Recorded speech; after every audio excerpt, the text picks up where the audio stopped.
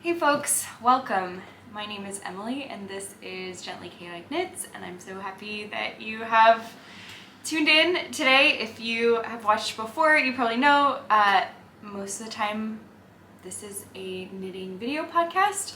So I mostly just talk about what I've been working on, stuff I have finished. I will sometimes talk about some other crafting as well. So I just started spinning, so I will talk a little bit about my spinning. Occasionally I talk about other crafting stuff like sewing or cross stitch very occasionally, or just a variety of other crafting that I find myself,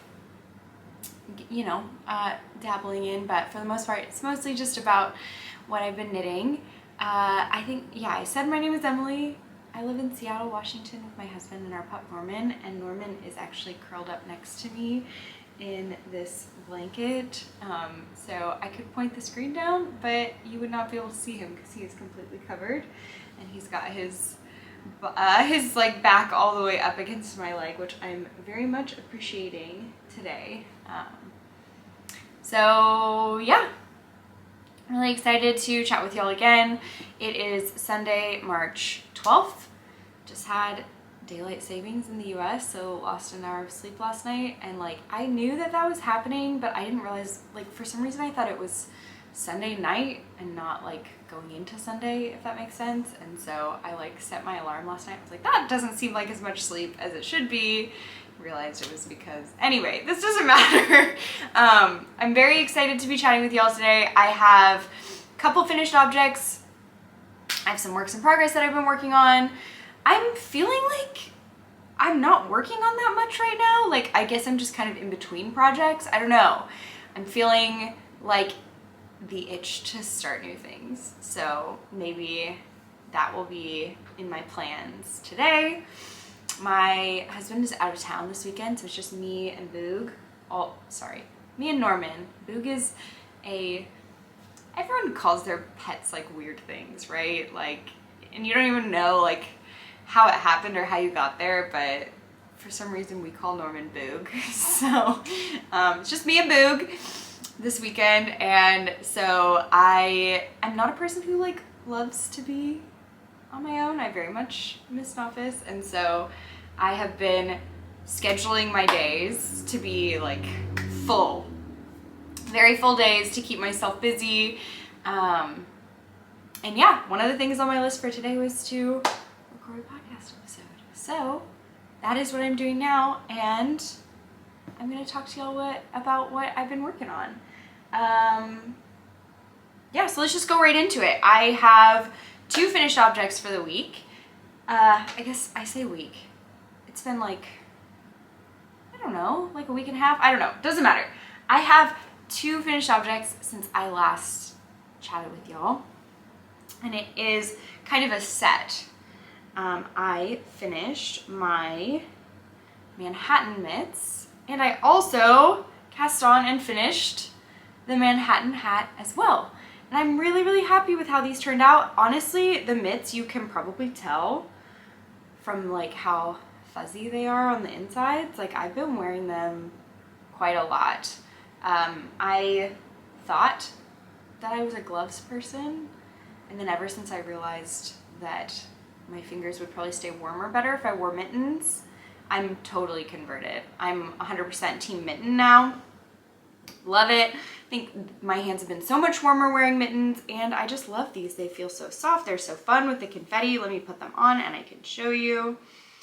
I really, really love them. So here they are. I'm going to give you a little bit of a close-up of them, so hopefully you can see.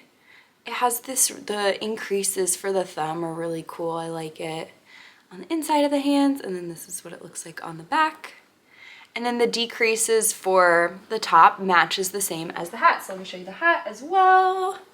This is the Manhattan hat. Like, how cute is this? Love it. So both of these patterns are by Tori Yu, which is, she's Tori Knits NYC, I think, on Instagram. Sorry, I gotta get myself back tucked in with Norman. Yeah, Tori Yu. And I swear, she just has the best accessory patterns. I love both of these. I think she has a couple others. Like, I think she has different versions of the Manhattan hat for like different yarn weights. I think she also just came out with like a fingering weight hat. What is it called? Brownstone beanie, I think maybe. But really, really great accessory patterns. Highly recommend. I think it's just like a really unique decrease structure for the top of the hat. I did do the triple brim option for the hat, so it's very long. And so then the idea is that you fold it up twice, so it's like 3 layers on the ears. And I guess I should try putting it on. I have my hair in a clip right now, so I'll have to undo that to show y'all. But yeah, fold it once. I guess you can't see what I'm doing right now. Fold it once and then fold it again. And then it still has like a little bit, like it's not close on the head even after doing the triple brim. Like there's still a little bit up here. But yeah, I feel like the size is really good. Okay, I need to tell you more information about this. So for both of these, I used Corrie Confetti from Lobby and Aimée. I actually got it at La Mercerie, the yarn store that I work at. Colorway for this is Greybow. The confetti does come in multiple colors. There are a couple of colors that we just started carrying at La Mercerie that I also really love, and I'm like, do I need more confetti projects? Because it's so nice to work with. Like, I don't know, I assumed that the fiber content was really similar to the Corrie worsted, which is another Lobby and Aimée yarn that I have worked with before and I absolutely love, but it's actually pretty different. The feel is super different, I think, because there's so much more recycled fiber in the Corrie Confetti, and I think most of this recycled fiber, my guess is that it's merino, just because it's like, merino is a lot of what I would expect like an indie dyed brand would have on hand as far as like recycled fiber goes. And so it's really soft, like it feels really good. Definitely softer than the Corrie worsted. And I don't know, that's what's making me wonder too. Like I thought, oh, Corrie, like that'll be a great one, hard wearing and everything. And honestly, it has been pilling a little bit on the inside of the mitts. I don't know if you can see. I did a close up before, so like maybe you already saw this, but like you can kind of tell that it's like a little pilly. It's already starting to get like a little bit fuzzy on the insides, not on the backs of the hands as much, but just where I'm grabbing things, you know. So I'm wondering if that's because it's more like merino and stuff, but yeah, still really, really love this. Definitely recommend both patterns. As far as sizing goes, I believe I actually used the needle size recommended for both patterns, which I don't remember what that is right now, but I can try to include that information in the little like box that pops up on the screen. So I think I did the needle size as recommended, but I do think that I went maybe down a size for both, or like maybe I think I was kind of in between sizes for both the hat and the mitts, and then I ended up going down a size, like doing the smaller size, because my gauge tends to be a little bit looser, so I thought that would kind of like counteract it, and it worked out great. Like I think both the mitts and the hat fit really well. I think for the mitts I actually ended up doing the child size large, which like I do have small hands, but I don't think my hands are that small, so I do think my gauge was like a little bit off. And then for the hat I did adult small, I believe, and that fits great. I do think that my hat is a little bit bigger than the adult small. I think my hat ended up sizing wise like kind of in between the adult small and adult medium, but like fits great. Definitely has that nice little bit of negative ease here, but it's not too tight. So really love the way that these turned out, and I feel like it's just, they're really great classic accessories. I think doing the Greybow colorway for the confetti means that like I can wear these with pretty much anything, which I really love. And there's still like the little bit of confetti that makes it really fun, so I really love that too. So anyway, those are the only things that I finished this week. Is that true? yeah, I think those are the only things that I've finished this week, but I have some other stuff that I've been working on. So, oh, also I forgot to tell y'all what I'm wearing. I am wearing today, this is my Piazza tee by Sari Nordlund. Clearly this is not a t-shirt. The pattern is written to be a t-shirt, but I just extended the sleeves, and I didn't even do any decreases or anything. I just like kept knitting the sleeves until the end. And then I did, I think, one round of like some decreases before the ribbing, and then did the ribbing, and that was it.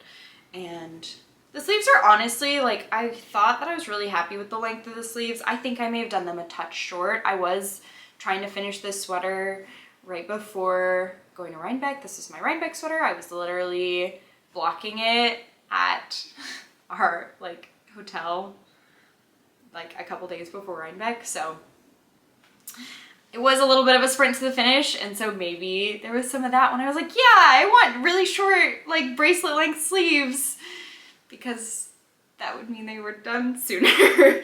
And so like when I've worn it since then, I'm like, okay, they're maybe like a touch short, but I am the type of person that does not want the sleeves to be like over my hands. Like that really bothers me. I don't know if it's like a sensory thing. I just really prefer for the sleeves to be like up above my wrists. So anyway, that's what I'm wearing. That's the Manhattan hat and mitts. I need to get my hair back up in a clip because it is bothering me today. And yeah, that's all I finished since I last recorded. But I have a couple of other things I've been working on. One, oh my gosh, y'all. Like, I don't know. I'm just having, I had some issues with my new design that I've been working on. So I first shared about this in the last episode and was really excited. I was just like feeling a lot of energy around it. And then of course, like, it's more likely for things to go wrong with a design because I don't have, like, no one has done all of the figuring stuff out for me. Like, the whole point is that I'm figuring stuff out myself. And so this is not even like not having a pattern issue. This is literally just a gauge problem, and I'm so frustrated with it, but I'll share with you guys what happened. So sorry, Norman. Okay, so if you don't remember from last time, or if you haven't watched the last episode, I am starting a new design. And it is basically a fingering weight t-shirt version of my dad sweater pattern. So if you're unfamiliar, dad sweater pattern, I have probably talked about like way too much here, and you all are probably like, Emily, that's enough. But it is a pullover sweater. The construction is top down, start at the back, do the nice short rows, do the front, left and right fronts, and join under the neck, and then some armhole increases to give it a little bit of shaping, and then pick up for the sleeves and do short rows on the sleeve cap because it is more like a set-in sleeve style construction. However, no seaming, so you pick up around the armholes and then do short rows to give that nice little sleeve cap, and then knit the sleeves that way. And so I wanted to do that same construction but for a t-shirt, because that does feel very like standard t-shirt with the set-in sleeve style. I also thought like regrading it to use a fingering weight yarn gauge would make just like give it a ton of flexibility. If people wanted to even do long sleeves, they could do that with the fingering weight gauge. Just, yeah, wanted to write the pattern for fingering weight and for a t-shirt. So I decided for this project I wanted to use Purl Soho linen quill, which is a blend of wool, alpaca, and linen actually, and it's a really fun, it makes a really fun fabric. And I have used it before. I used it actually in a shawl and really enjoyed working with it, and I actually had some left over, and so I was like, this is gonna be perfect. I had plans to do the t-shirt with like a main color and then do all of the edgings in different contrast colors. I thought that would just like bring some fun and playfulness, and I also just love, especially to incorporate in my designs, the use of like leftovers, scraps, minis, like little bits of color. So I've done like stripey projects, and just really love doing something like that. And so anyway, that's the idea. I don't always do a perfect job of this when I'm knitting for myself personally, or like when I'm knitting someone else's pattern, but for design work, I feel like it's really important to do all the steps of the process really well and thoroughly, so that I can, you know, of course, like generate the best pattern possible, because this is for other folks' use as well. And I don't want to end up like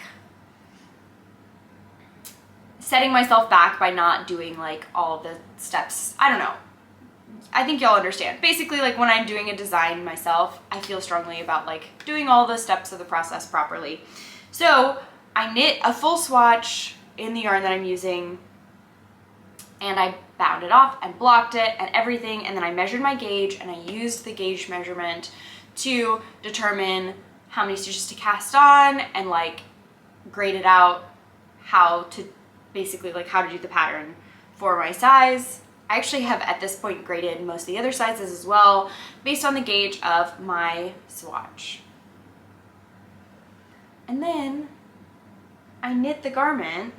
I mean, it's not done, of course, but I knit the entire yoke of the garment. So I did the front and the back, and I joined at the underarm and started doing some of the body. And I was like, why don't I try it on and just like see how it's going? And so I tried it on, and it was bigger than I expected. I was like, why is it so much bigger than I was expecting? I was expecting it to be like 4 inches of positive ease. And I was like, this feels more like, I don't know, like 8 inches of positive ease. Like this is quite a lot, like 7 or 8 inches of positive ease. And I don't know if you can tell from here, like it's definitely, like I think it's more positive ease than the sweater I'm wearing right now. Like it's definitely not 4 inches of positive ease. So I was like, what happened? I measured my gauge of this like sample, and it's totally different from my swatch.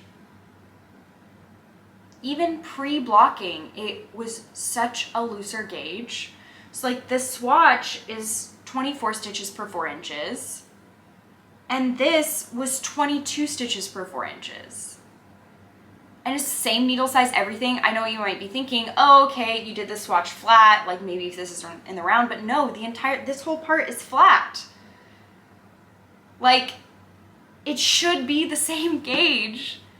I did it on the exact same needle, like literally the exact same needle I swatched on and knit the project on. I have no idea what happened. I feel like it must just be that like when I was knitting on the garment, I was like relaxed more, I guess. And like when I was knitting the swatch, maybe I was pulling tighter. Or like maybe, I guess I did swatch with like the yellow, and this is the white. And so potentially, maybe like these two skeins of linen quill are super different. I have no idea, but it's totally different. And so like I had a couple options. I don't know if this is interesting to anyone, but like I was trying to decide I could rewrite the pattern for this new gauge, or I could try to adjust my needle size to get the gauge that I had for this swatch. But I think both of those options result in me ripping the pattern out, like ripping this out and reknitting it. I think because I don't want this much ease, I want it to be closer fitting because it's like a t-shirt. So I did decide, you can probably tell this is blocked. I did decide to go ahead and block it. I knew that blocking it was not gonna make my gauge smaller. That like never happens. If anything, it was gonna relax even more. And it didn't really change. I do like the blocked fabric better than the fabric before blocking. Like, I was worried actually that it was even, like the gauge was so loose that it was almost like see-through. And after blocking, I feel like it's bloomed well enough that it's not, it doesn't feel see-through to the point where I'm like unhappy with it. But I think I'm gonna rip it out and reknit it on a smaller needle size. because I think I have to. So I knit this. Again, I'm using Purl Soho Linen Quill, which is a fingering weight yarn. I knit this and my swatch both on a US size 3 needle, and I think I'm gonna have to go down to a US size 2 needle for my sample. I believe that I'm gonna still recommend a US size 3 needle for my testers, and we'll have to wait and see like how gauge goes for them and everything, but I think that I'm just a looser knitter than I thought. And so I don't want to recommend a US size 2 needle for folks because I think that my gauge is like definitely on the looser end, and so I think more people are likely to get the gauge that they need for this project with a US size 3. Anyway, none of this matters. I will figure it out, I'll work it out, but I did spend quite a bit of time working on this, and then I determined that there was a problem, and then I just completely like put it aside, put it on hold.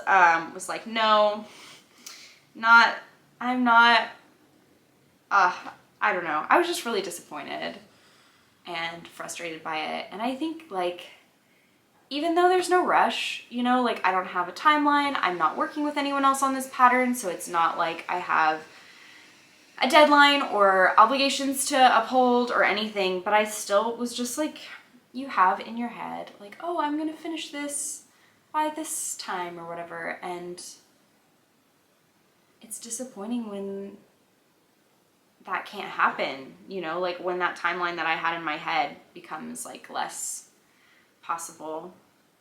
So I was disappointed by that, but a task for today is to rip this out. I probably will re-soak the yarn as well, just to have it relax a little bit before I re-knit it, and then knit it again on a smaller needle. So that's one work in progress, which I guess is about to be done and ripped out and no longer a work in progress, but then it'll become a work in progress again. So anyway, that was probably more information than y'all were wanting about that project. I don't know, like I never know how much to share about that kind of stuff, but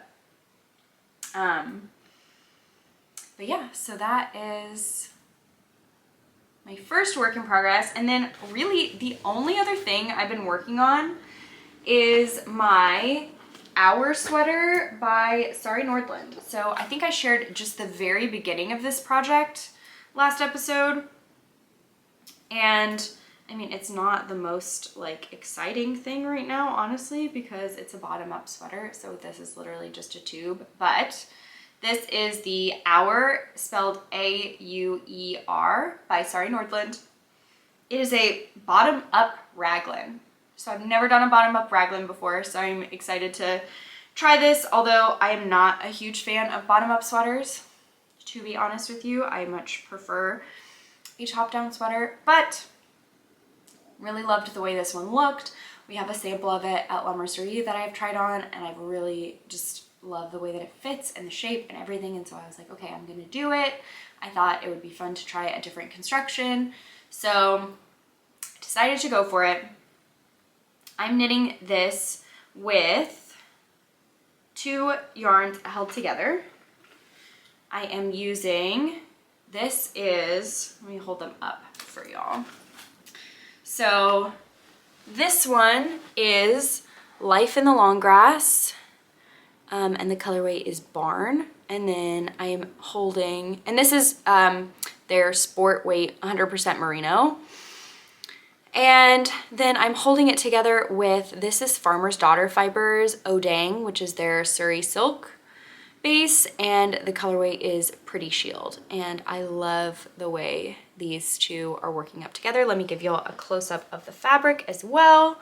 It is just stunning, and I'm obsessed with this color. Like, if y'all have watched for a while, if you know me, you're probably not surprised that I am obsessed with this color. Like, it feels very much in my wheelhouse. I'm a big fan of these like rusty reds. I have been just like really gravitating to recently. And so yeah, basically I did the bottom ribbing. I think the pattern called for 1 inch of ribbing, but I ended up doing like 1.5 inches because an inch did not feel like enough. It felt like it was gonna flip over, and I just was like, that's not very much. So anyway, I did an 1.5 inches. It is, it's twisted rib. And then I think I'm supposed to knit this part until it's 12 inches long. And then it's interesting because I've never done a sweater construction like this, but you do the body and then you knit the sleeves and then you put them all on a needle together. Like the live stitches from the end of the sleeves and the body. And then you work, I guess, all of it together, do that, the raglan decreases until you get up to the collar. If that makes sense, I'm not sure. I assume this has short rows at the back neck, but I didn't even think about that. Like, I don't know. Sorry, I didn't realize. I just started knitting and I guess I'll just keep knitting while I'm talking about this, but I don't know. I have not looked that far ahead in the pattern, so I don't know if it has short rows at the back of the neck. I'm assuming that it does. So I guess I'll do that as well once I get there. And yeah, the raglan shaping is a little bit unique. It's not like your standard where the raglans are kind of split like right here and then on the back. It's kind of like almost up. The raglans happen. Well, first of all, it's like a really deep raglan and it's like pretty oversized. And then the raglan decreases happen kind of like over here and then they come up to like the shoulder and then there's almost like, I don't know how to describe it really, but it's just like a little bit of a different shape. And so it's very much like an oversized cocoon type sweater, which I'm very much looking forward to. Although I feel like I'm gonna finish this right in time to not be wearing it because the weather will be nicer. But honestly, if that is what it takes to get nicer weather and warmer weather, then like, yeah, I will knit a cozy sweater in March so that the weather turns nice. Because honestly, right now, my husband is in Florida and I'm here in Seattle and he's like sending me pictures and it's like sunny and nice and warm. And like, maybe it's sunny and nice and warm where y'all are too. And I just have to tell you, I'm very jealous of that. I would like to say that like, it feels like it's about to be spring here in Seattle, but to be honest with you, it does not. I guess spring here in Seattle is different than it is other places, but like it still feels cold.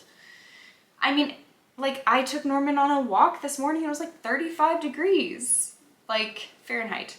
And it wasn't even that early. I went on a walk with him at like 9:15. Like, I don't know. I'm ready for it to be even just like 50s, 60s would be great. Like, I'm not asking for 75. I'm asking for like 55.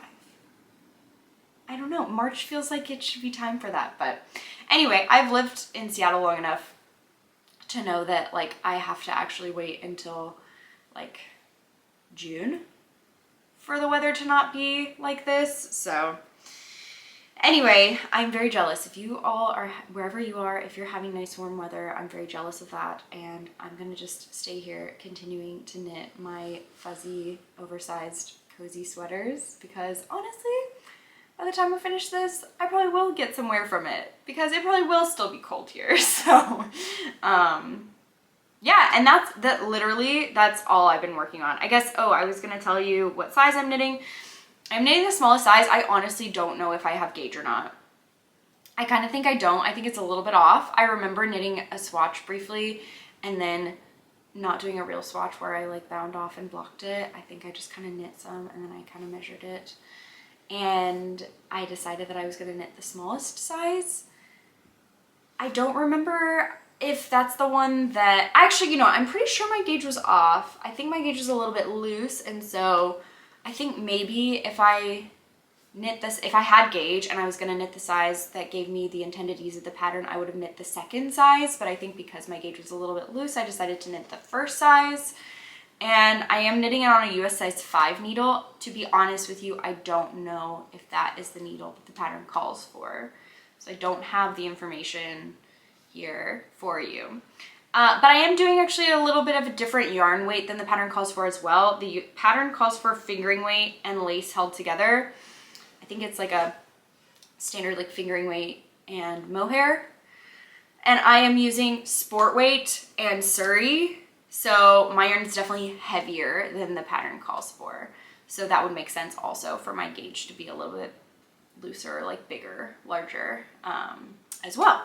So, and also I am learning more and more each project that I am a loose knitter. So I'm not surprised by my gauge being a little bit off as well in the loose direction. So yeah, that's literally all I've been working on. I am about to cast on something. I have a couple of new cast-ons that I'm planning that I will talk to you about now, which is actually a good segue into my spinning, because I have a new spinning finished object as well. So I talked about this yarn in my last episode, and I've been thinking a lot about how to approach talking about the spinning stuff on the podcast, because I understand that like I haven't done spinning before, so like a lot of y'all that have been watching me for a while may not be super interested in spinning, because otherwise like maybe you would have found someone on YouTube that talks about spinning. And so like, I don't know, I really appreciate the comments that I got from folks, or like I even got some messages on Instagram as well from folks that were just like telling me that they could see and feel my excitement in talking about the spinning, and that they were, even if they didn't spin themselves, like even if y'all don't spin, that you were energized by me talking about my spinning because of the excitement I had for it. And so I have decided I'm just gonna go ahead and talk about it because it feels good to me and I'm feeling excited about it. And I'm gonna try to give y'all a heads up at the point in the video where I'm gonna switch over to talking about spinning. I will tell you, I'm gonna talk about spinning for a while, and then I do have some acquisitions I'm gonna talk about later. So if you're interested in that and you don't wanna do the spinning stuff, you can skip ahead a little bit, but it's not gonna be just like only spinning for the rest of the video. So come back if you want to, or don't, whatever, totally up to you. But anyway, I was just gonna say I have decided to keep talking about it. I am also gonna be honest that I do not feel at this point in my spinning that I am a source that is gonna be a good like educational resource for folks. So if you're interested in learning things about spinning, I don't think that this is the right place for that. Other resources that I would recommend, I have talked about it in the past. Tazhi from Stitches and Starlight is an incredible resource, and she also does an incredible job of directing folks to other resources. So I think I talked about this before. She has a video, she was spinning along for Vlogmas last year, and she has a video with information about how she learned to spin on YouTube. And she includes in that video a ton of really great resources if you're trying to get started. So I'll try to link to that video below in the description box. And even if I can remember, I'll try to put it on the screen here as well. But definitely take a look at Tazhi's YouTube channel, which also, I just have to say, Tazhi is just like such a light, and I have really, really enjoyed watching her videos. Like, she is so much fun, and I feel like I learned so much from her, and I love all of her projects. And so Tazhi, incredible. Definitely go watch Tazhi's videos. But anyway, all of that aside, I want to show you what I spun, and I'm so proud of it. And each, like, I still am feeling like I'm just learning so much, but I wanted to show you, this is my yarn. And I am so proud of it, and I'm so excited by it.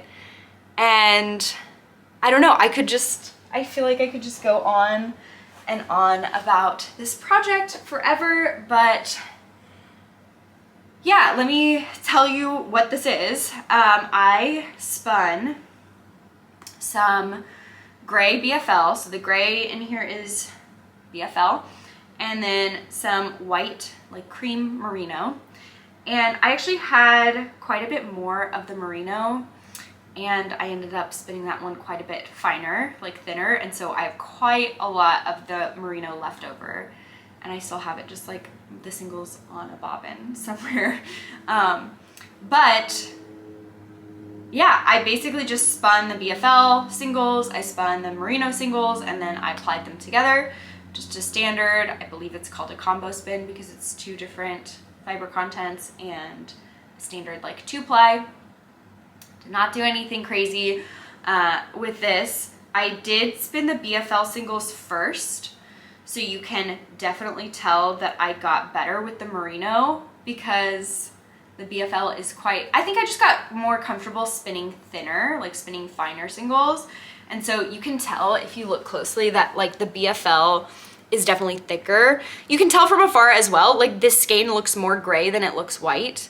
And that's because the BFL singles are thicker. So the gray single is definitely thicker than the white. And I'm fine with that. Like, I think it actually turned out pretty nice. Let's see, what else do I have to say about this? I did take some measurements. I haven't actually done all of this post washing it, like post finishing the yarn. So before I washed it, I had about 3 ounces of yarn, and I wound it onto my nitty knotty, and I counted the strands, and I had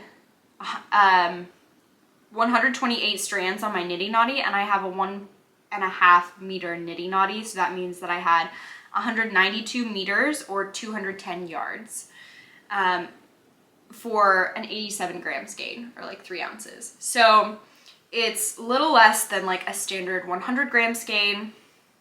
It is 210 yards, so I think this is roughly like a sport weight yarn.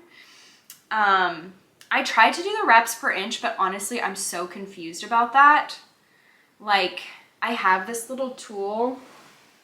I don't know if I can show it. I have this little tool that my mom got me, and you can like wrap your yarn in this part, and then it tells you, like, it has a little key here. Like, if you get this many wraps per inch, it's like this weight yarn or whatever.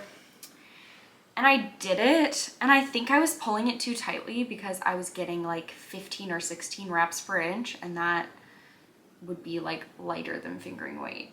So I think when you do it, you're supposed to leave it like loose, but I had trouble doing that. So I don't actually know what the wraps per inch is, and it's also like pretty thick and thin. Like, there are some parts that I think are closer to like a DK weight yarn, and there are some parts that are definitely like a fingering weight yarn, and it just like varies from bit to bit. Like, there's even like this part maybe even like worsted. There's a thicker part here. I don't know if you can see, there's like some thicker parts, but then there are also some like really thin parts too. Like, I don't know. So still definitely some variation, but I'm so proud of it. Like, comparing to my previous skein of yarn, I feel like I've made so much improvement. I think I may have over-plied it a little bit. I also think I may have overspun the singles at times. I also think I may have underspun the white at times too. Like, just really all over the place. I think I'm getting better, but I still think there's a lot of improvement to be had in terms of just like being much more consistent with my spin. I know that for those of you that know about spinning, you probably are saying, Emily, you should do a control card. And I know that I probably should. And so that may be something for me to consider for my next spin. I'm thinking about maybe trying to do that, or maybe not at that one, maybe the one after that. But for this one, I didn't spin with a control card or anything. I just spun it. And so there's tons of variation in it, but I'm still really happy with it. And my plan is to knit a hat. And I want to hold this yarn. Actually, let me see if I have. Yeah. Okay. And how much yardage is this? Do I have? Oh yeah, okay. This is brushed Sari from Blue Sky Fibers. It's actually their DK weight Sari. and it is a combination of baby Suri alpaca, fine merino, and bamboo, and it is so soft. Like, it's seriously the softest yarn I've ever felt. And I'm gonna hold these two together and I'm gonna knit a hat with it. And I'm really excited about it. I think it's gonna be really good. So I am likely to cast that on today. Since I finished my other accessories, I think I'm gonna cast this one on. I'm gonna wind up my yarn and cast it on today. And I'm so excited. Like, this is gonna be my first hand spun that I'm knitting with, so I really cannot wait for that. Like, I think it's gonna be an emotional experience for me to be knitting with yarn that I spun. I just really love that, and yeah, I think it's gonna make just like the most perfect hat. It's gonna be soft, it's gonna be cozy, it's gonna be emotional, it's gonna be everything. It's just gonna be really good. So that I think I'm gonna do today. And then I also want to get started on my next spin. So I think I talked about this a little bit last time, but as far as spinning goes, my next project I have in mind is a sock spin. I'm really excited to get started with this. I got this fiber from Hello Yarn. The colorway is Seagrass. I'm gonna take it out so that you guys can see it. And it is, I don't know how to say this. Is it Cheviot? I thought it was just Cheviot, and now I'm like second guessing myself. I think it's just Cheviot, but it's some Cheviot wool, and here it is. Beautiful mustard with some like darker gold bits and some blue in there as well. And then I actually, as part of a mystery bundle kit, also got this, which I feel like is basically the same. Like, it feels the same and the colors are really similar, and so I'm gonna just go ahead and spin this along with this. So this is gonna be my next spin. My plan is to do a fractal. I think that now that I'm spinning a little bit finer, I'm gonna try to do a 3-ply fingering weight yarn, and I'm gonna do a 1, 2, 4 fractal. If this doesn't make sense, that's okay. This did not make sense to me until very recently as well. Basically, fractal is just about how you prep your fiber for spinning. So if I'm gonna have 3 plies, I'm not gonna explain this super well, and I'm not gonna go into depth again because I'm not the expert on this and I don't know a lot about it. So if you're interested, you should look up other resources. But basically, it's like how quickly your yarn goes through the different color changes. And so rather than just like splitting your fiber into 3 pieces that are the same, if you did that and you spun them all from the same end to same end to end, then you would have the same colors would line up for all 3 plies. So that would make it so that like your colors are changing for all of your plies at the same rate. But if you do a fractal, you basically are like prepping your fiber so that you have like a slower color change for one ply, and then a little bit faster color changes for the second ply, and then even faster for the third ply. So that's what the 1, 2, 4 means. And that's a pretty high level. And honestly, I'm still very new to this, so I don't know exactly like what all of this entails, but the idea is I'm just going to split my fiber into these different pieces, and then I'm going to spin them up into 3 different bobbins, and then ply all 3 of them together at the end. And hopefully I will have a lovely fingering weight 3-ply yarn is the goal. So we will see. We'll see if that happens. If it's a little bit heavier, if it's like a sport weight, that's okay. I'm fine with that too. But I really do think that, especially toward the end of spinning my cream merino, I was getting really thin. And so I think that I can spin it fine enough to do a 3-ply. And I think a 3-ply, like I was talking to my friend Maya, who has been an incredible resource and support for me in my spinning journey, and just like such an inspiration to me as well. But I was talking to her about this as well, and I completely lost my train of thought. I was going to say something insightful she had told me, and now I've completely forgotten it. What was she talking to me about? It's gone. I got too excited to like say nice things about Maya, and then I was just, my brain was taken over, and I can't even remember what I was thinking before. the idea is I'm gonna spin a 3-ply. Oh, she was telling me, I think I remembered. She was telling me that, especially for socks, and this makes sense, and I think I'd read this before as well, but like, you know, the more plies you have, the stronger it's gonna be. And so if I was able to do a 3-ply yarn for socks, that would be better than doing like a 2-ply, because that would just make it a little bit stronger. So I'm gonna shoot for a 3-ply and we'll see how it goes. But my hope is that I can get my fiber prepped and start spinning it tonight.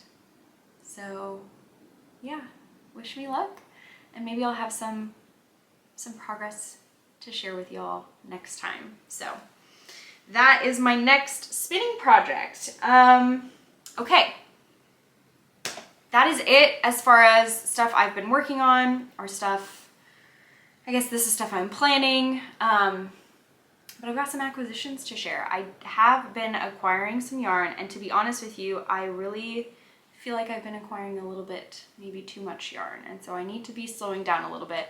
I have stuck to my rule that was, I only want to purchase a new sweater quantity after I have already knit 2 sweaters. Like, I explained this in my first video of the year about my goals, and I don't know how to word this properly. So if you watch that, you probably understand what I'm saying. But my idea was I was gonna only allow myself to buy a sweater quantity, and buying yarns to pair with other yarns I already have in stash don't count. Which, you can tell I've done that because I'm like adamant that that doesn't count. But anyway, I'm being very confusing right now. Buy a sweater quantity only after I've already knit 2 sweaters. So knit 2 sweaters, buy a sweater quantity. Knit 2 more sweaters, buy a sweater quantity. I think I'm gonna adjust that to knitting garments, but also in my head I wasn't counting like t-shirt quantities in this as well. So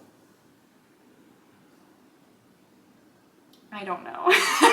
There's still some rules to figure out, but I've stuck to that pretty well. And also I have decided that since I'm planning to knit sweaters for my whole family this year, the yarn that I purchased for that also does not count.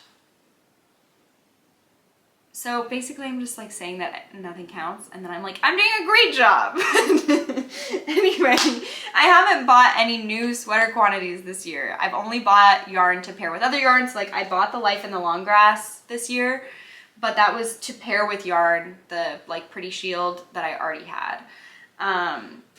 So I am planning to buy another sweater quantity soon. But otherwise, I've been buying a lot of other yarn. That's what I'm trying to say. I've been buying a lot of yarn. I bought yarn at Rose City Yarn Crawl, and I have some other yarn to share with you. And I think I'm gonna try to take it easy on the yarn purchasing for a while. I think I'm feeling good about what I've got, and I need to maybe slow it down a little bit. But I'm gonna show you what I got in the last like week and a half or so. So I have some yarn from the Explorer Knits pop-up. So last time I recorded was before the Explorer Knits pop-up, which is wild. That feels like that was so long ago, but it was just last weekend. At La Mercerie, we had Allie and Darren from Explorer Knits came and brought some of their beautiful yarn for a pop-up, and it was wild, y'all. It was crazy. It was so much fun. So many people came. People came so early and were like lining up and waiting outside, and it was wild. And the yarn was just like gone so quickly, and especially Allie and Darren did the most stunning Seattle-based collection. They made beautiful tonal yarns that were inspired by Seattle, and it was just so stunning. And I have one that I can show you that I picked up that day, and those went so quickly, like they were gone in like an instant. But yeah, it was so much fun. I grabbed a couple of things, and let me show you what I got. So this is what I got from the Explorer Knits pop-up. These two, oh, I've got some fiber on my yarn. These two are from the Seattle collection. This is the colorway Pike Place. which if y'all have ever been to Seattle, if you've been to Pike Place Market down by the water, this colorway was inspired by the bright red sign that says like public market. And the color could not be more spot on. Like I feel like this color is absolutely perfect. And my friends and I are planning to all knit matching tops for Flock Fiber Festival, which is happening this August in Seattle. We're so excited about it. And my this is like my knitting group that I went to Rhinebeck with last year, so y'all may remember that. I think I've shared about this. We have knit matching sweaters and other garments in the past as well, so this is something that I'm a huge fan of knitting matching things. You can probably tell this about me. I love knitting things and matching my friends. Like it is just something that makes me so happy and I get so much joy from. But we're planning to knit more matching things for Flock Fiber Festival that's happening in August, and so we wanted to use a colorway from the Explore Knit Seattle collection, and the color we decided on was Pike Place. Also just like for wow factor, if all of us are wearing this like bright red color, I feel like it's really gonna be a good moment. So I got my yarn on Denali sock, which is Allie's Merino nylon fingering weight base, and I am planning to make the Strata vest by Jacqueline C. Slack, and I'm really excited about it. I think it'll be great as like a tank, but also a great layering piece for the fall, and I'm imagining this bright red color on top of like a plaid flannel in the fall, and I don't know, I'm just like really loving that idea. So this is gonna be great. I also got a skein of Morning Ritual, which is the variegated color that Explore Knits did for the Seattle collection as well, and it's just stunning and it goes so beautifully with this color. But I actually got it for another project, so I got this and I also got a skein of Grand Canyon, and I'm using it with the skein of the Wild Within that I already had. This is from a collection that Explore Knits did a while ago. I just grabbed one skein of it because I really love this color and was like, I have to have it. But I had the idea that I want to do a faded shawl. I'm thinking just like a basic garter stitch shawl, either the Grove or Engrain by Sarah S Knits on Instagram, and I want to do a fade, and my plan is to do these 3 colors, but right here I'm gonna put Bryce Canyon from Explorer Knits, which I don't have yet, but I'm planning to purchase during her pre-order update, which is actually happening tonight. So I think those will really just like fade really beautifully. Bryce Canyon is just like a really beautiful rusty orange pinky variegated color, which I think will just fit in with these 3 really well. And I think it'll just be really fun. I don't know, I'm really looking forward to it.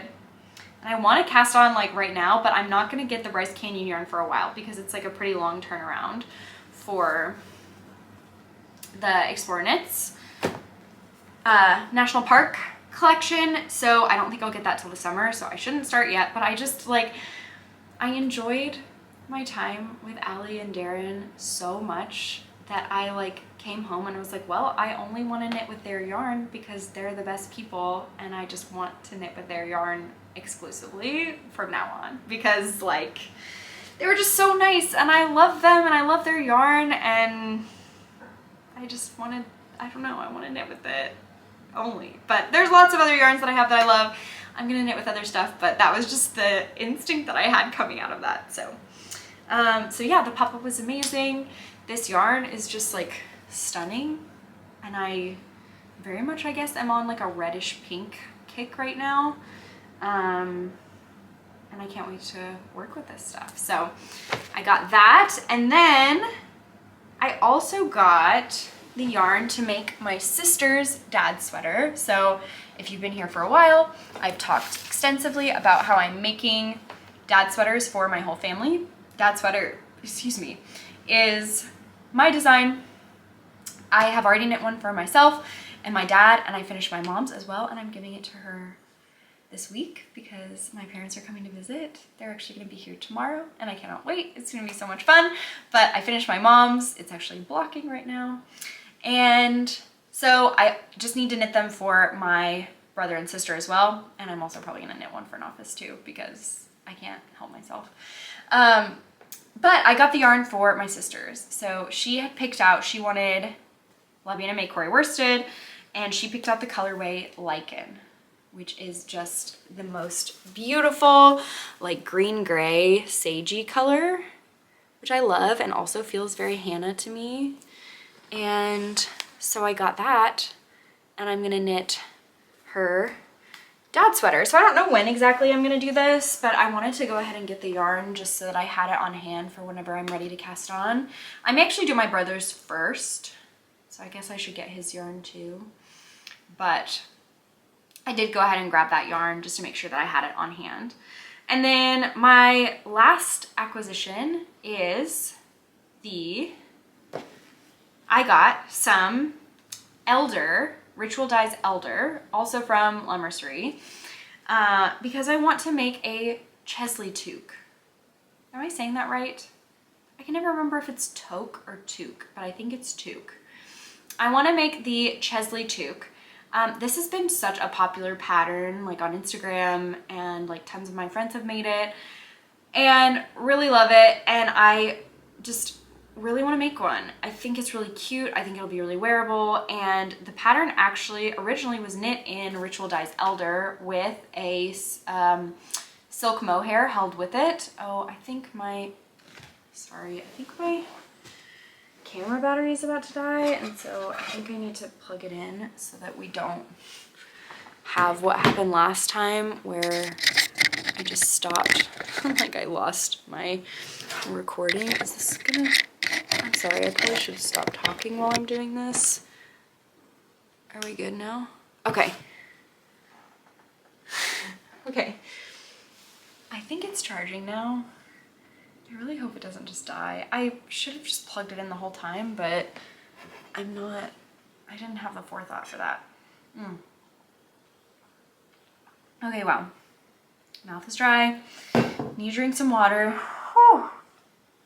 I thought this was gonna be a short episode, to be honest with you. I don't know what I've talked about or like why I've talked for this long, but I guess it's not gonna be a short episode. Okay, yes. I want to make the Chesley toque. Am I saying that right? I'm like very in my head about this now, but I want to make the Chesley toque. And how am I bad at this? Like one of my very best friends is Canadian and has told me this multiple times, and I don't know how I don't know how I could forget this, but the pattern originally called for Ritual Dyes Elder, which is a 100% Rambouillet wool, which actually feels incredible.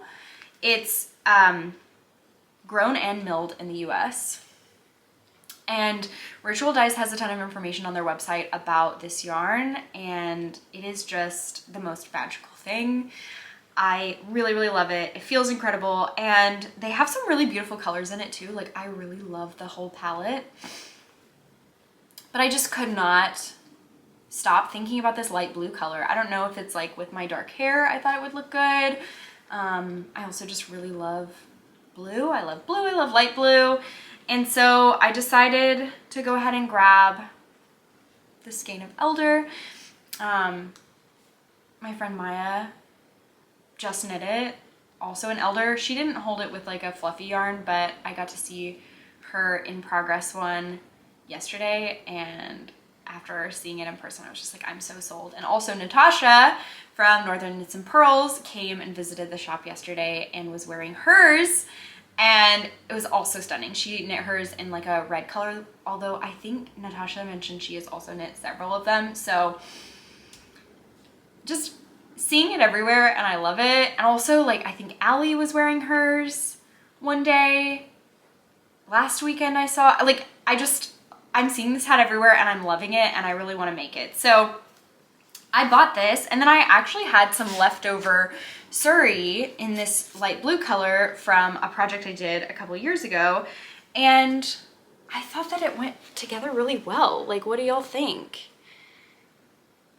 I think that the Sari is a little bit grayer, but I still think it'll be really good together. And I was trying to decide whether I wanted to do the Elder by itself or if I wanted to hold it with a fluffy yarn, and I just think I'm gonna enjoy it more if I hold it with a fluffy yarn. So that is also something I'm considering, like maybe casting on like today.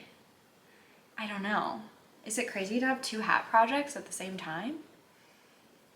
One will be like really basic. I think I'm just gonna do like a basic ribbed hat for this one, and this one has lace, so it might be good to have like something a little more engaging and something that's more mindless, I guess. I don't know. Maybe I should start both of them today. And I need to restart my design sample. Man, maybe I'll just like cast on casually, like cast on 3 things today. Is that wild? I don't know. But yeah, that's the last of my acquisitions. Oh no, I have a fiber acquisition I forgot to share with y'all. I signed up for the Nest monthly fiber club and I got my first month. I signed up, February was my first one, and this is the colorway is called Cabin Fever and it's on BFL, and I'm gonna take it out of the bag so that y'all can see it. But I really like it. And like mystery stuff, I don't know, I'm realizing that maybe mystery stuff isn't the best for me because I am quite particular now with my colors, but I love so many of Nest's colors that I was like, it's probably a safe enough bet. And honestly, it did really work out because I do love this color. So again, this is BFL fiber from Nest, and it's like, look at this. It's stunning. And I'm not like, I know it's not really purple, but these like periwinkle bits, I normally am not like drawn to this kind of color, but I really love it. And there's like the mustard and the teal, which of course I'm gonna, sorry, Norman got up. I don't know what, oh, he's leaving. Bye, buddy. Where are you going? Okay, he's probably thirsty. You're probably gonna hear him drinking water soon. Yes, I love these like bluish purple, like kind of periwinkle bits a lot more than I expected to. And honestly, the brown bits I like more than I expected to as well. Like normally I'm not really a brown person, but there's not that much of the brown, and I feel like it really complements the rest of the colors really well. Sorry for the loud drinking noises.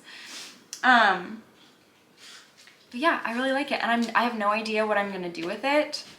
I don't know. I guess I could pair it. I have some other kind of like bluish fiber that I got as part of that mystery like patchwork kit from Hello Yarn.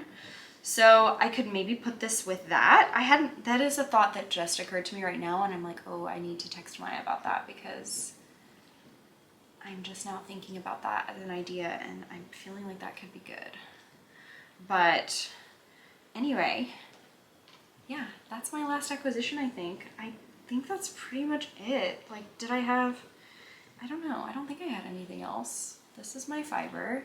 I'm gonna do a close-up of my fiber because, wow. Like, how good is that? Y'all. Oh my gosh. But I am getting to the point where I feel like I have a lot of fiber that I'm excited about, and so I don't want to get to the point where I have too much fiber in my stash. So I may actually only do like 1 more month of the Nest Club because I already have so much fiber that I'm planning to spin. So I may just kind of stop purchasing fiber for a while I work through what I have a little more. But yeah, that's it. That's all I've got. I hope y'all are having a good week, a good start to spring. Hopefully it's feeling like spring wherever you are, or if you're, I guess it would be feeling like fall if you're in the southern hemisphere.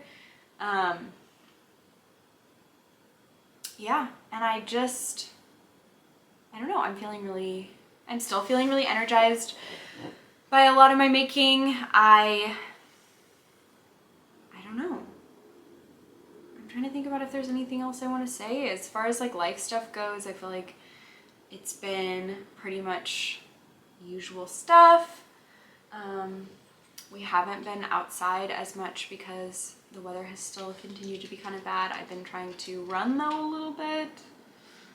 I've run at least once a week the last couple of weeks, which I'm very proud of. Just like trying to be a little bit more active and yeah. I don't know. I feel like I don't have anything like that interesting to say about what we've been up to. Like I mentioned, my husband is out of town right now in Florida visiting some friends. My parents are about to visit, and so I've been thinking about what we can do while they're visiting. They want to come and visit the store, La Mercerie, and so we're going to do a day on Bainbridge Island, which I think will be really fun. And what else? I'm not sure. I think we may try to go down to Pike Place and maybe go to the Seattle Art Museum, and just, yeah, generally kind of hang out. But I'm sure we'll be like cooking and baking lots of good stuff. Oh, I will say also, I made some cookies that I shared with folks that were in line at the Explore Knits pop-up, and several people asked me for the recipe. They're like dark chocolate orange cookies, which I love. I'm a huge fan of chocolate and orange together. And I shared the recipe on my Instagram, but I will put it below as well in case you were at the pop-up and you liked those cookies and you want to make them yourself, or not. You should definitely try them as well. I will say here, I made them with Theo's Orange Chocolate, which is a chocolate company local to the Seattle area, but I think you can get it elsewhere as well.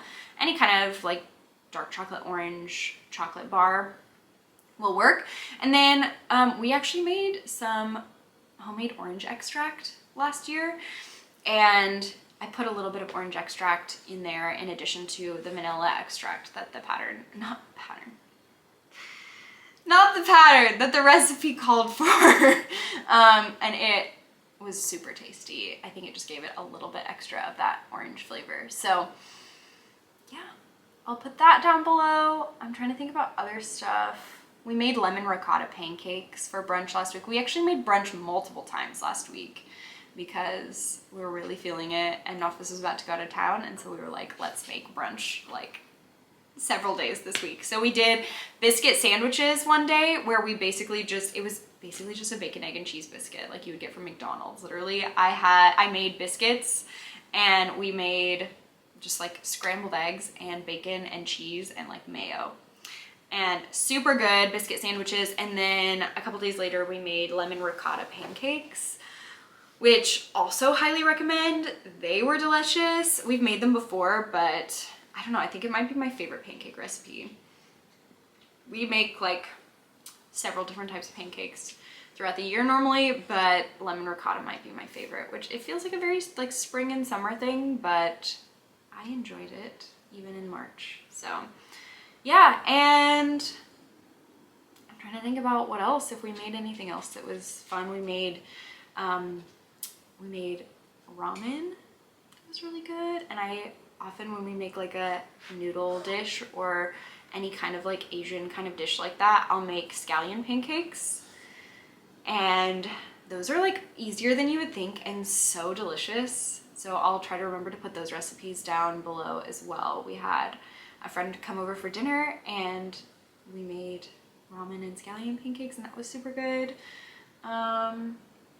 Otherwise, I've been reading a lot more. Yeah, I guess I can talk about this. Sorry, I should probably just end this. I don't know why I'm like, what else can I say? Because y'all are probably like, I don't need to hear anymore. But I have actually been reading quite a lot more. I started listening to audiobooks. So I know I'm super late to the game with this, but I finally figured out how to get my library cards onto the Libby app. And I'm using that, which I'm so embarrassed by this because my mom is literally a librarian. Like, Mom, if you're watching this, I'm sorry that it took me so long to figure out how to do this properly. And also, like, I hate to be admitting to you that I have not been reading very much. I mean, she's fine. Like, my mom is not going to be unhappy with me. But I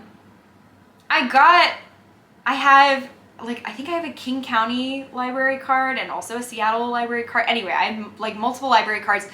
You can put all your library cards onto this app, and then you can go in there to get like digital books like you would read on Kindle. Like, why can't I think of the word for that?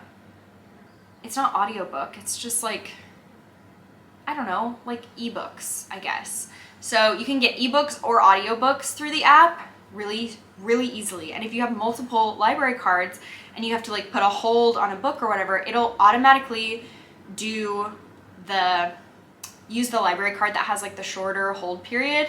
Anyway, very cool. I have been really enjoying this, so I just like keep putting books on hold, and so I just have like all these books on hold, and I've been listening to audiobooks. I was really behind on this baseball podcast that I listened to, which I think I've also talked about in the past. Norman is now lying on my mom's sweater that is like lightly damp.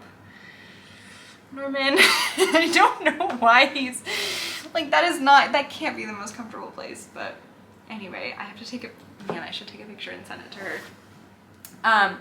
Okay, sorry, I'm getting really distracted, and like this should be over, but it's it's not, because wow, sorry y'all, that was probably really annoying. Okay, I promise I'm almost done. What was I talking about? Libby. I've been listening to this baseball podcast. Well, I mean, I've been listening to it for years, but I got really behind. It turns out when you work for a baseball team, in your free time, you don't end up spending as much time consuming baseball media, or at least that was my case. I mean, I still like watched games and stuff and cared about it, but I was not like getting home and it's like, I want to listen to my baseball podcast. I was ready to turn off baseball brain when I was working for the Mariners. So, like when I got home from work. But since I am no longer working for the Mariners, I am much more interested in consuming baseball content now. So I started listening to the podcast again, and I was like catching up, and I had like a lot of episodes to catch up on, and I caught all the way up, and then I was like, well, what do I listen to now? Like, I'm caught up. What do I listen to while I'm spinning? What do I listen to while I'm commuting? Like, I need something to be talking to me. So I was like, I'm gonna do, no. Hey, don't dig. Oh no. Oh my gosh, y'all, I'm so sorry. I'm sorry, this is so annoying. He will not settle and is just like looking at me. He wants to like, I think, cover himself in my mom's sweater, which is blocking on the ground. Okay, what was I talking about? Yes, I've caught up on the baseball podcast. I was like, I need something to listen to. And so I decided to figure out Libby and do audiobooks. And so I've been listening to audiobooks, and I've been really enjoying it. So I'm trying to figure out now like what my book style is. I will tell you, I am the type of person that enjoys, like, I don't want it to be too intense, and I don't want it to be like scary or negative, or I don't know, like in the media that I consume, I tend to want it to be something that makes me feel happy. That's just kind of my style. So I don't tend to watch, like, a lot of people have been talking about the TV show This Is Us. What is that? Is that what it's called? The Last of Us? See, I don't even know what it's called. Like, I need to... Y'all know what I'm talking about, though, right? Like... Okay, what is it called?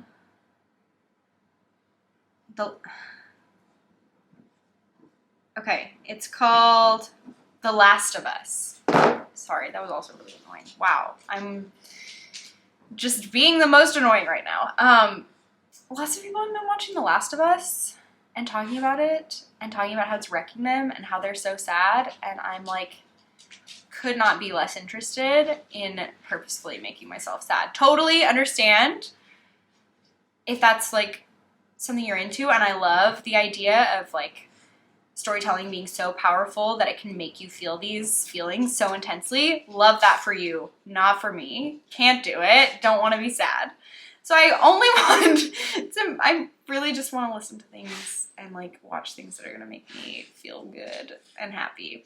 So I'm trying to figure out my like genres and stuff. I do tend to like sci-fi, fantasy. I'll do some kind of like realistic fiction, but that's not what I'm drawn to, honestly.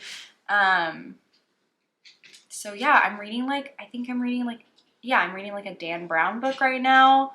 Loved, you know, like the Da Vinci Code. And I'm reading Inferno now.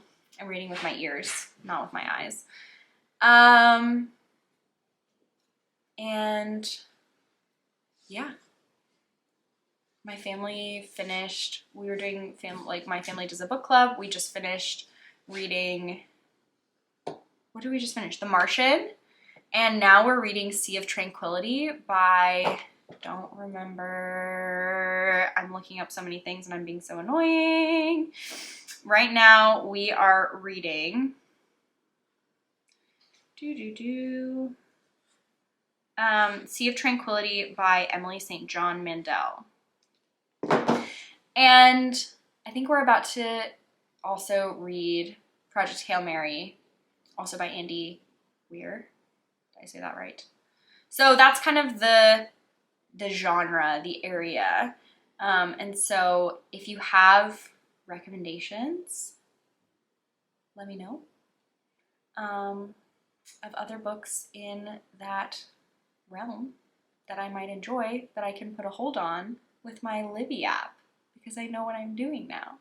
So yeah, that's it. I feel like I have said plenty, and I'm really happy that I had the time to sit down and chat with y'all. I can't wait to start some new projects today. I'm excited to kind of dig in on a couple of things, and I don't know, I hope y'all have a great spring. I hope you're experiencing spring where you are. And if not, then I hope you have lots of cozy knitting to keep you warm and toasty, like me here in Seattle, where it's still cold, and I'm annoyed by that. So yeah, have a great week or couple weeks or however long it is until I next chat with you. I hope you do lots of knitting, watch spring training baseball is happening, and the World Baseball Classic. So that is very fun, and that's probably what I'm gonna do now after I'm done recording this, is like sit down and watch some baseball and knit and wind up my new yarns. And anyway, I'm extending this longer than it needs to be. I hope you do lots of knitting. I hope you watch lots of baseball, and I hope you have an excellent week. Bye.